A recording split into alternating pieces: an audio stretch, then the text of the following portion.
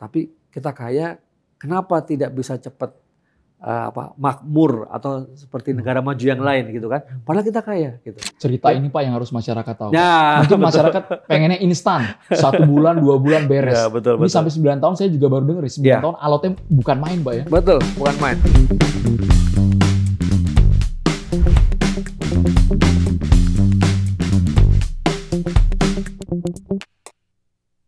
Selamat datang di program podcast Bareng Orang Hebat. Tentunya figur yang kami hadirkan menginspirasi. Bukan hanya memiliki dampak positif, tapi punya value.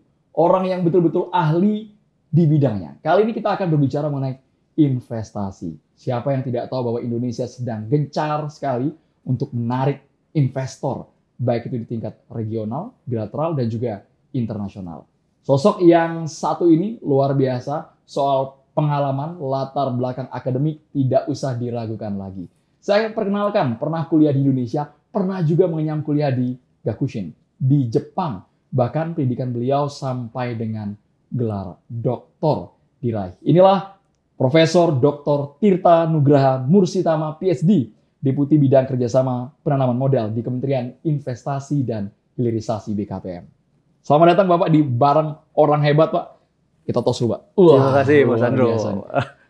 Bangga, Pak, kami bisa ngobrol dengan Pak Tirta langsung karena saya yakin Bapak mobilitasnya sangat tinggi.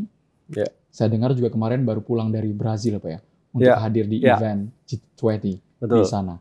Oleh-olehnya apa, Pak, yang dibuat di Indonesia, Pak? Oleh-olehnya banyak ini. Minuman khas yang adanya hanya ada di Brazil. Okay. Ya, buah guarana. Sedikit ada kasih soda sedikit. Rasanya asam-asam seperti apel itu. Cocok tapi sama lidah Indonesia. Cocok gitu ya. Selain kulinernya, apalagi Pak? Soal investasi, mungkin ada perundingan di sana secara diplomasi yang dibawa Bapak? Ya, tentu ini satu forum yang sangat penting ya, karena masa-masanya itu juga sangat kritikal, di mana hari-hari itu adalah saat pelantikan kabinet, dan kebetulan kami ditugaskan untuk mewakili Bapak Menteri Rosan untuk hadir di Trade and Investment Ministerial Meeting. Jadi ada pertemuan di tingkat menteri membahas tentang perdagangan dan investasi. Kebetulan di perdagangan ada kolega kita juga, Pak Dirjen Miko, dan di investasi diwakili saya.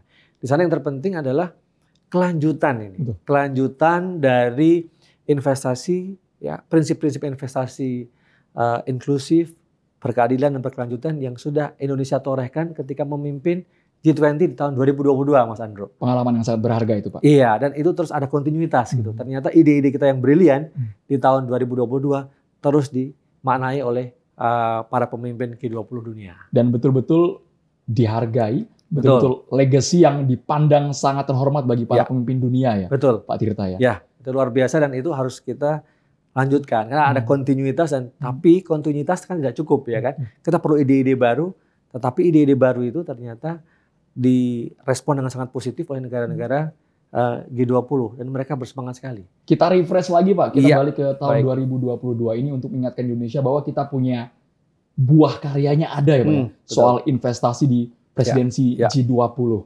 Seperti apa Pak yang mungkin perlu disebarkan ke masyarakat kita? Ya ini menarik Mas Andro ya. Jadi di G20 di tahun 2022 itu adalah salah satu titik keberhasilan kita dalam kepemimpinan global, yaitu ketika menjadi presidensi G20 itu ada khususnya di sisi investasi ada diluncurkan Bali Compendium. Ya. Nah, kenapa ini menjadi penting, sangat menarik? Karena investasi yang ditelorkan atau yang nanti harus bisa dikeluarkan, para anggota G20 itu sepakat bahwa investasi itu harus inklusif, adil, ya kan, berkelanjutan dan berdasarkan prinsip-prinsip yang menghormati lingkungan, sosial, dan tata kelola. Atau sekarang kita menyebutnya prinsip-prinsip ESG. Dan itu, pesan itu terus menggaung di India maupun di Brasil. Dan ini keberhasilan yang luar biasa. Nah tentu kan kita tidak bisa berpuas hati. Ya. Itu hanya di level global saja. Tetapi bagaimana kemudian implementasi. Ya.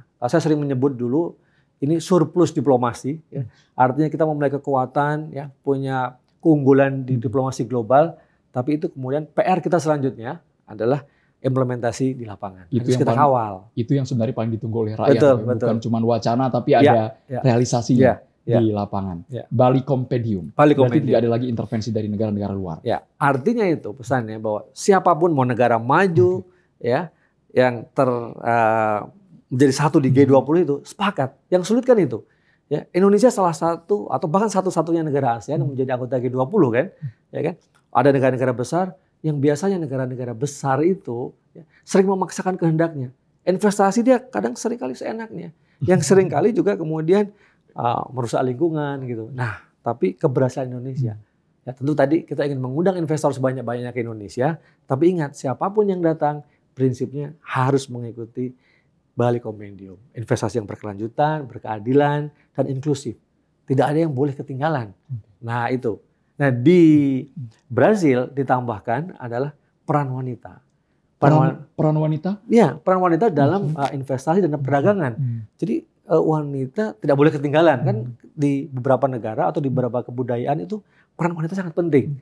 Nah, ini menjadi salah satu poin yang nanti kita harapkan di bulan November ketika G20 Summit ya Leader Summit itu akan ditetapkan. Oke, emansipasi perempuan. Pak. Emansipasi perempuan, peran perempuan begitu ya Mas. Kalau di Indonesia the power of mak-mak biasanya, Pak. Pak Tirta berbicara mengenai Bali Compendium tadi yang betul-betul sampai G20 di Brazil juga mau tidak mau mereka harus patuh. Kita bukan mengejar kuantiti, Pak ya. Betul. Tapi based on regulasi mereka juga harus taat dengan apa yang kita miliki di Indonesia. Sebenarnya potensi investasi yang terbesar di Indonesia yang harusnya jauh lebih pesat bisa kita terus kembangkan apa, Pak? Ya, nah tentu ini pesannya yang menurut saya sangat penting kali ini, khususnya di pemerintahan baru ya, perubahan nomenklatur kementerian. Karena nama Kementerian Investasi dan Hilirisasi.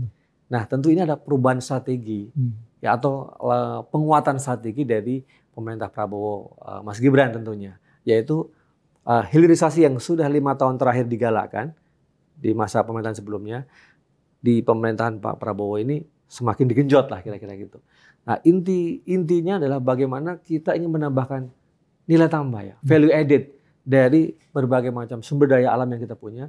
Tidak lagi kita mengekspor barang-barang atau produk yang mentah, produk-produk mentah ya, tapi harus diberikan proses tertentu yang memberikan nilai tambah. Dan itu sudah terbukti 5 tahun terakhir itu peningkatan luar biasa. Dan ini nanti yang saya yakin ya dari arahan Bapak Presiden, arahan Bapak Menteri itu ke depan hilirisasi tidak hanya dikatakan ekstraktif industri maupun non ekstraktif ya, tapi juga bahkan kan digital ya kan, pertanian, perkebunan ya. Jadi tidak hanya barang-barang tambang maksud saya. Nah, tapi saya melihat bahwa hilirisasi di sektor pertambangan, minyak, gas, minerba itu akan menjadi salah satu dorongan yang penting sebagai lokomotif dan selanjutnya tentu di perikanan, perkebunan, pertanian itu juga tidak kalah pentingnya. Ditambah nanti yang terakhir ada teknologi. Kalau dari hasil mungkin perundingan, Bapak bertemu dengan banyak tokoh dunia, mereka melihat Indonesia itu seperti apa sih Pak dengan banyaknya mungkin source yang kita miliki, tapi selama ini hanya diekspor mentahnya Pak yang harusnya bisa diolah sama kita sendiri. Mereka sangat respect ya dengan Indonesia karena negara besar ya, itu satu hal yang tidak bisa dinafikan lagi bahwa Indonesia memiliki kekayaan yang luar biasa. Dan mereka masih sangat tertarik ya untuk melakukan investasi di Indonesia. Nah, tetapi kemudian kita juga tahu kita tidak ingin juga dalam tanda kutip mungkin ya dipermainkan. Ya, kita ingin mendapatkan keuntungan yang lebih gitu. Terutama sekarang ataupun ke depan juga adalah bagaimana capacity building dari sumber daya manusia dan juga transfer teknologi itu bisa kita dapatkan. Inovasi-inovasi itu kita bisa bawa ke sini. Misalnya perusahaan-perusahaan besar di negara-negara maju ya, kalau mau investasi ke sini juga silakan teknologi juga dibawa ke sini dong. Yang mau pintar, yang boleh pintar, nggak cuma negara-negara besar saja, tapi kita juga harus pintar. Nggak hanya pengen untungnya doang. Nah itu poinnya. Jadi kita kan dalam posisi yang sejajar pelan-pelan. Karena kita yakin kalau namanya kita mau kerjasama, itu adalah saling menguntungkan. Bukan kamu dapat 10 atau kamu dapat 100, saya dapat 0 ya. Nah, tapi bagaimana mendekati seimbang. Nah ini menarik sekali karena saling membutuhkan. Karena kalau tidak saling membutuhkan namanya bukan kerjasama. Namanya kan bisa penindasan atau pengerukan begitu ya, perampasan gitu.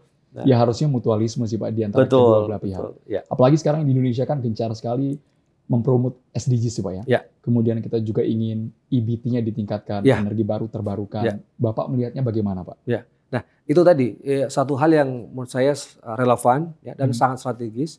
Jadi di bagian Kementerian Investasi yang bagian hilirisasinya sendiri, ini menambahkan poin-poin penting, antara lain adalah bagaimana penguasaan teknologi, ya, untuk produk-produk yang memang sudah lebih tinggi intensitas teknologinya, ya, produk-produk yang tidak hanya katakanlah primer saja, ya. Nah, boleh sekarang banyak teknologi-teknologi yang misalnya yang menggunakan artificial intelligence, ya, machine learning dan segala macam itu kan banyak sekali yang bisa diturunkan lah, ya. Produk-produknya, produk turunannya kan, intinya kan hilirisasi adalah bagaimana menambahkan nilai lebih produk-produk turunannya, itu yang pertama. Nah, di situ ada hal penting ya, yang pertama tadi soal transfer teknologi, yang kedua adalah akses kepada hilirisasi, itu akses pembiayaannya, bagaimana membiayai satu proses hilirisasi atau satu upaya hilirisasi yang memang sangat besar, sangat strategis, ya, tetapi tidak hanya dari kita sendiri, tidak dari Indonesia, tapi juga mengajak investor untuk mereka bergabung dengan kita. Ya. Investor sudah melihat bahwa wah, hilirisasi Indonesia itu bagus. Nah, tapi juga mereka akan lihat kalau saya yang sepenuhnya membiayai dengan dana mereka juga akan harus menanggung risiko kan. Nah, gimana caranya agar risiko itu bisa dibagi juga? Ada burden sharing, ada memahami bahwa bisa memitigasi risiko. Nah, dengan apa? Ya salah satunya pemerintah harus bisa menunjukkan bahwa kita juga punya dana, ya, punya biaya cukup, ya, siap melakukan deregulasi, ya, agar tidak aturan tumpang tindih, tidak makin ruwet, makin ribet, tapi justru makin cepat begitu, ya, sehingga pihak investor asing juga bisa datang dan akhirnya hilirisasi menguntungkan baik investor maupun juga kita tentunya, gitu. Nah, ini hal-hal yang memang masih agak apa namanya mengawang-awang, ya, artinya masih agak abstrak. Tapi memang ini pesan kita sekarang. Jadi ini salah satu tantangan buat pemerintah kita juga, khususnya kami di bidang kerjasama, bagaimana kerjasama bilateral, regional maupun multilateral ini juga bisa mudah dipahami oleh publik, oleh masyarakat, sehingga manfaatnya bisa dirasakan oleh masyarakat. Tidak hanya misalnya hanya oleh investor saja, oleh pelaku usaha saja, hanya segelintir orang atau kelompok, ya. Tapi benar-benar, ada investasi besar, rakyat juga merasakan sejahtera, hidupnya makin baik. Nah, itu menurut saya yang lebih penting, ya, dan strategis. Itu bentuk konkretnya, Pak, ya? Bentuk konkretnya itu. Dari pengalaman, Pak, tarik ulur investasinya biasanya dari pihak luar apa sih, Pak? Ya, tentu namanya investor itu juga ingin mendapatkan imbal yang jelas, ya, yang banyak gitu, ya, tentunya, ya. Dan tapi disitulah namanya negosiasi, diplomasi, ya, bahwa tidak ada, kita pun menyadari kita tidak ingin meminta juga terlalu besar, semuanya ingin dituruti, tidak. Tapi hanya bagaimana negara maju atau mitra-mitra kita itu melihat kita dengan rasa hormat, ya, respect, bahwa kita punya modal juga, sumber daya alam maupun yang lain, ya, SDM-nya bagus juga, kita juga punya pasar yang luas, sehingga menawarkan opportunity yang bagus, ya, yang besar, sehingga mereka yang nggak punya itu, gitu, ya, dan mereka punya sedikit dana, ya. Bukannya kita nggak punya dana sebenarnya. Nah, dari situlah tarik ulurnya, di mana investor datang mau uangnya nanti bertambah, kita ini yang sumber dayanya banyak, yang butuh teknologi terutama, karena sebenarnya masih banyak, ya, cadangan-cadangan, ya, minyak, ya, gas itu masih banyak sekali, dan kita sadar betul bahwa itu dibutuhkan satu investasi yang besar luar biasa dan teknologi terkini. Mungkin kalau 20-30 tahun atau bahkan 50 tahun yang lalu dengan teknologi biasa katakanlah udah bisa ngambil minyak, apalagi, gitu, ya. Sekarang. Nah, apalagi sekarang diperlukan teknologinya sudah maju, ya, agar bisa lebih efisien.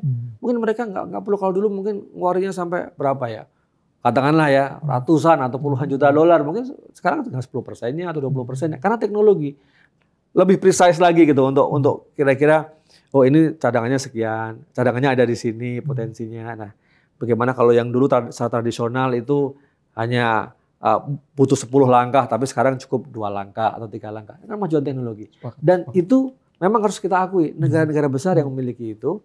Nah, bagaimana kita bergandengan tangan. Nah, itu menurut saya yang paling penting.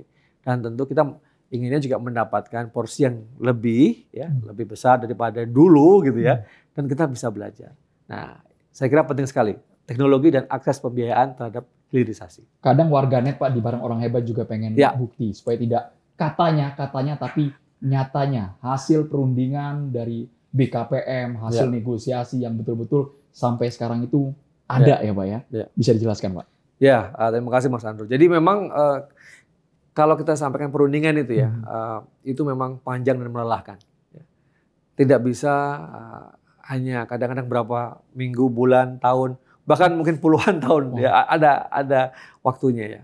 Walaupun seringkali yang jadi negosiator udah ganti orangnya juga ya. Nah, tapi saya memberikan contoh ya. Jadi kalau kita memahamkan tentang kerjasama, ini perundingan biasanya ada yang bilateral antar negara ya, 2 negara begitu ya. Kemudian yang kawasannya regional ya, mungkin di ASEAN, mungkin dengan ASEAN dengan Timur Tengah, ASEAN dengan China, dengan di Eropa ataupun dengan Amerika Utara misalnya, dan satu lagi yang multilateral yang seperti G20 gitu ya, yang memang meliputi banyak negara terlibat. Nah, tadi kalau kita kembali kepada yang bilateral contohnya, yang sedang dinegosiasikan itu ada 12. Misalnya kita dengan EU, kita udah lama sekali dan Uni Eropa itu, sangat alot mereka ya. Bahkan kemarin sebenarnya pada pemerintahan sebelumnya ingin di-push untuk selesai. Tapi ternyata kita sudah push, ya kita sudah bernegosiasi di sana. Ternyata mereka juga justru yang agak mundur. Jadi sekarang kita akan harapkan nanti di pemerintahan baru ini kita akan dorong untuk bisa selesai ya. Itu sudah 9 tahun. Bayangkan, itu sudah kalau dibayangkan 9 tahun diskusi di sini, diskusi di Uni Eropa, ya. Ada yang pakai online, ada juga yang sesi-sesi ya, kita sebutnya intersesi. Cerita ini Pak yang harus masyarakat tahu. Ya, mungkin masyarakat pengennya instan, 1 bulan, 2 bulan beres. Ya, betul. Ini sampai 9 tahun saya juga baru dengar, 9 tahun alotnya bukan main Pak ya. Betul, bukan main. Pemerintahan kadang udah berganti tuh kan, karena masih semakin dinamis karena juga misalnya di Uni Eropa pergantian pimpinan, pergantian lagi yang tadi sudah mau tapi karena ganti pimpinan, ganti kepentingan nasional dan lain sebagainya. Dan ini mungkin yang publik yang harus paham ya, bahwa negosiasi itu alot gitu ya. Nah, itu contohnya saja, satu-satu dengan Uni Eropa. Tapi kita juga lihat misalnya dengan Kanada ya. Dengan Kanada ini insya Allah nanti bisa kita selesaikan mungkin di akhir tahun ini. Nah, ini satu hal yang kita contohkan. Kalau memang niatnya menyelesaikan dengan cepat itu bisa juga. Nah, ada baru lagi dengan tahun ini dengan Kazakhstan kita mulai ya, dengan Timor Leste juga sudah akan kita lakukan. Dan karena Timor Leste harapannya ya karena memang kita saudara kandung begitulah, kita kakak adik gitu ya. Nah, bisa cepat. Karena mereka juga menyadari. Saya sudah bertemu dengan beberapa public figure penting dari Timor Leste, itu juga sepakat. Nah, ini kita tahulah bahwa sebenarnya yang mau kita kerjasamakan tuh ini gitu. Jadi kita tidak perlu dalam tanda kutip membuang-buang waktu terlalu lama untuk negosiasi, tapi yang penting tadi Mas Andro, implementasinya itu yang penting. Nah, ini yang menurut kita juga tidak kalah penting lagi adalah bagaimana kalau sudah negosiasi, sudah ditandatangani, sudah diratifikasi, kita harus mengawal implementasinya. Nah, seringkali tenaga kita ini sudah capek di negosiasinya, ya kan? Nah, ini makanya kita perlu kerjasama, tidak bisa kementerian katakanlah Kementerian Investasi dan Hilirisasi sendiri ya, karena ketika implementasi sudah masuk atau mengajak atau melibatkan kementerian teknis lain. Dan ini harus kita ya sinergi lah ya, bergandengan tangan. Jadi itu yang ingin saya sampaikan, bahwa masyarakat harus paham proses negosiasinya panjang ya, hasilnya nyata, tapi itu belum selesai. Justru disitulah PR-nya, implementasinya harus dilakukan dengan baik. Dan yang paling penting juga pelakunya, Mas. Pelakunya siapa? Pelakunya itu ya investor, pelaku usaha, UMKM, ya kan. Nah mereka kalau kita nggak ngobrol begini, mungkin mereka nggak tahu hasil negosiasi kemarin G20 atau ASEAN Summit itu apa manfaatnya buat mereka. Nah makanya Mas, kayaknya ini memang perlu ya. Sangat diperlukan untuk mereka juga paham betul. Dan dari halayak kembali ke rakyat ya Pak. Ya, itu karena mereka juga yang merasakan. Tapi ternyata alurnya bisa dibilang rumit Pak ya. Bukan cuma satu kementerian, tapi ada sinergi dengan lintas kementerian. Yang kadang orang-orang kita, wah ini kita harus hindari, namanya ego sektoral juga. Ya, betul-betul sekali ya. Ya, tapi saya yakin di bawah pemerintahan baru ini, Pak Prabowo dan Mas Gibran sudah menegaskan bahwa kita satu visi semuanya, ya, untuk bisa bersinergi satu sama lain ya. dan bahkan mengurangi hambatan-hambatan lah ya, perizinan yang bertele-tele, lambat segala macam. Bahkan dikatakan birokrasi seperti kita ini kalau lambat malas kerja mau dicopot gitu. Nah, itu kan membuat kita juga semangat ya. Kita harus melihat ini satu hal yang positif ya, dorongan dari pimpinan tertinggi dari Bapak Presiden seperti itu. Tentunya birokrat ya harus semangat untuk mengawal dan juga untuk kepentingan rakyat. Pak Tirta, di tengah sekarang kita sadari bersama bahwa kepemimpinan Presiden Prabowo Subianto ingin banyak sekali menghadiri forum internasional yang memberikan hasil untuk tanah air. Kalau dari Bapak sendiri, target yang dikejar oleh pemerintah kita juga sepertinya relatif tinggi, Pak ya? Ya, betul. Pertumbuhan ekonomi inginnya 8%. Betul, ya. Luar biasa, Mas Ando dan rekan-rekan semua ya. Jadi memang untuk bisa mencapai 8% itu, kontribusi dari semua sektor itu penting lah. Ya, kita tidak bilang bahwa saya yang paling penting, yang lainnya kurang penting, tidak.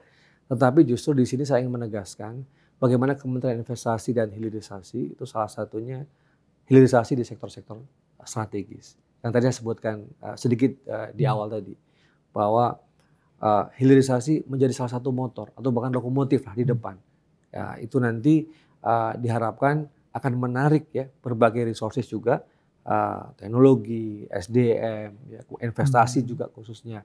Kemudian bisa membuat kesejahteraan dari masyarakat meningkat lah kira-kira gitu dan berkontribusi pada 8%. Tetapi itu tidak bisa dilakukan ya tanpa kita tuh ngobrol, tanpa kita bicara, tanpa kita negosiasi, kita diplomasi nggak bisa. Karena semuanya itu gimana mereka mau yakin bahwa mau invest di Indonesia? Kita harus ngomong sama mereka. Nah, modalnya ngomong juga kita harus punya rencana kan. Apa yang mau dihilirisasikan, apa yang mau di industri apa, sumber daya alam apa yang akan dalam tanda kutip ya kita promosikan di wilayah mana, dan mereka akan mendapatkan imbal berapa atau return of investment-nya berapa begitu kira-kira. Dan ini forum-forum internasional itu tetap harus kita gunakan semaksimal mungkin. Jadi tidak bisa kita hanya misalnya mengandalkan bilateral saja, ya, ataupun regional saja di kawasan tertentu, tidak bisa. Multilateral juga harus dilakukan. Karena apa? Dunia ini sudah sangat kompleks. Kalau dulu mungkin bisa diselesaikan dengan misalnya Indonesia berhubungan dengan Amerika, misalnya Indonesia dengan China, ya mungkin selesai. Tapi enggak. Karena apa? Hubungan bilateral yang hasilnya kurang, ada misalnya ada kekurangan nih kita dengan China. Dari mana nutupnya? Dari regional. Dari mana lagi nutupnya? Dari multilateral. Gitu. Jadi sudah ada hubungannya sudah sangat kompleks, sangat dinamis. Jadi mana yang lebih penting? Semuanya penting. Nah ini kombinasi antara peran-peran kerjasama, peran-peran negosiasi, dan juga para pelakunya. Kalau kami di sini kan sebagai pemerintah tentu utamanya adalah G2G ya, government to government ya. Tapi kita juga memfasilitasi bagaimana bisnis to bisnis berjalan. B2B. Karena kita aturan-aturannya kan kita yang buat. Tapi aturan yang kita buat itu harus merefleksikan kepentingan dari pelaku bisnis juga. Dan kita juga mendorong suatu mekanisme-mekanisme baru, negosiasi-negosiasi baru di mana government to business itu juga dimungkinkan. Nah, jadi ini kelindannya udah sangat luar biasa. Jadi saya ingin sampaikan bahwa kerjasama ini ya, atau negosiasi diplomasi investasi strategis kalau saya boleh menyebutkan itu bisa menjadi penjuru awal ya. Tentu bersama siapa? Kementerian Luar Negeri karena memang itu tugas mereka adalah mengawal diplomasi kita kan.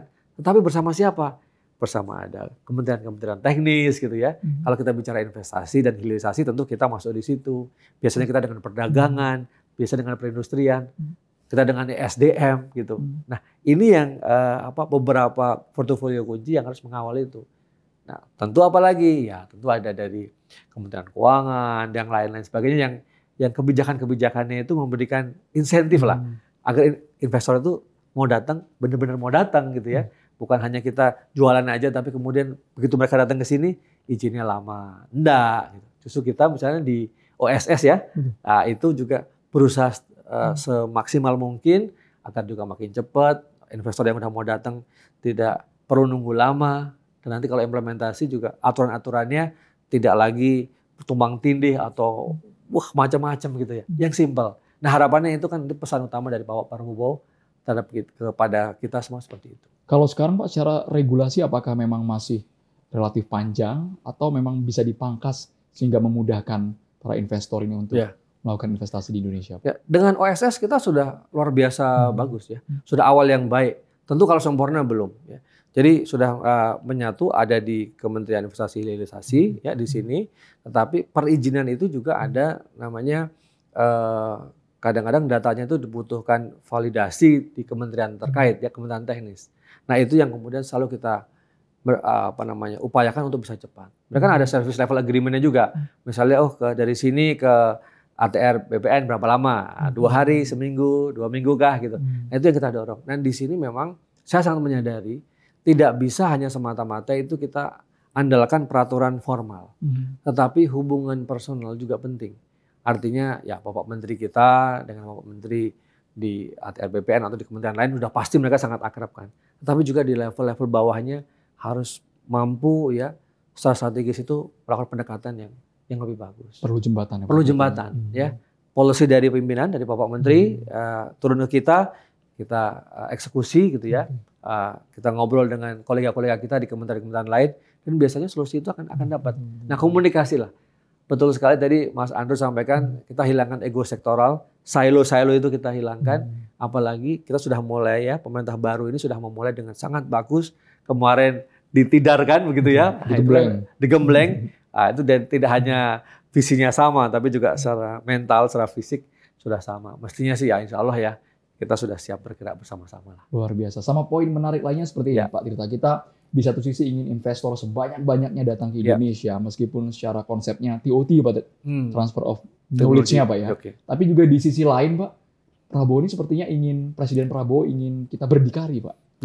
Ingin kita mandiri, kalau bisa mayoritas menggunakan komponen dalam negeri. Mayoritas kan Pak. Gimana Pak Tirta?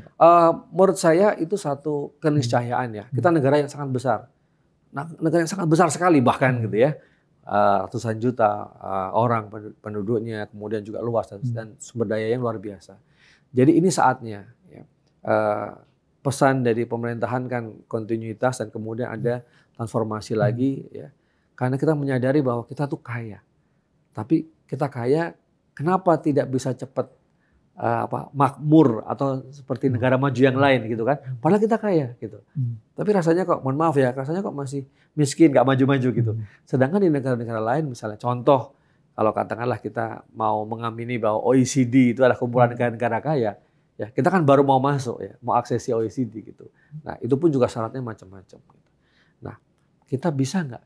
Mestinya bisa. Dan Pak Prabowo mengatakan itu bisa. Jadi pemanfaatan sumber daya alam yang dulu atau yang sekarang kita punya banyak itu kan banyak yang bocor ya. Ini bukan kata saya tapi Pak Prabowo sering bilang ya menyampaikan bocor bisa 30% gitu kan.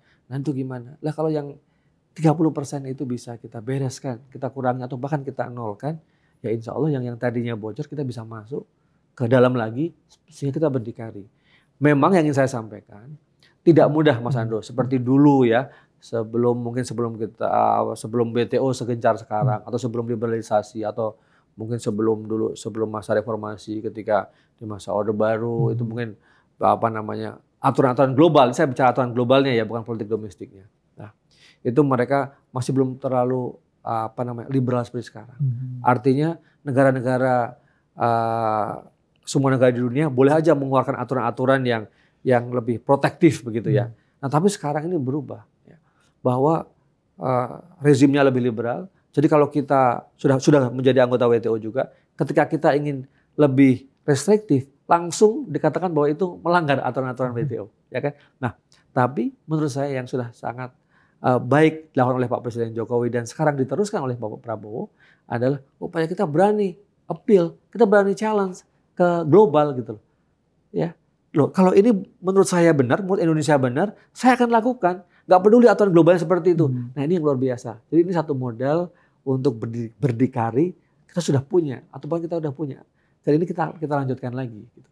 Nah dengan begitu, dengan tata kelola yang baik, harapannya visi misinya Menteri Wamen dan semua birokratnya sudah satu. Mestinya sudah gerak langkahnya. Tentu saya tidak ingin mengatakan bahwa kita akan mudah seperti membalikkan telapak tangan ya. Kita masih harus melihat bagaimana prosesnya.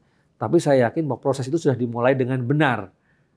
Satu visi yang benar dan kita berharap nanti ada quick wins dari para menteri dan juga di kementerian ini ya untuk menunjukkan bahwa kita kerjanya serius untuk rakyat gitu.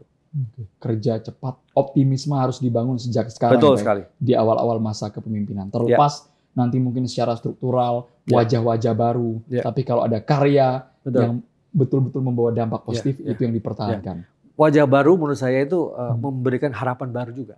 Ya kan? Ya. Menurut saya tadi pesan ada keberlanjutan dan ada perubahan itu penting. Ya. Ini menurut saya komposisinya baik. Nah, menurut saya satu hal yang lebih perlu kita tonjolkan adalah niat baik kita positive thinking dulu gitu ya, kasih kesempatan, tentu juga mungkin publik juga harus kritis juga mendukung kita ya.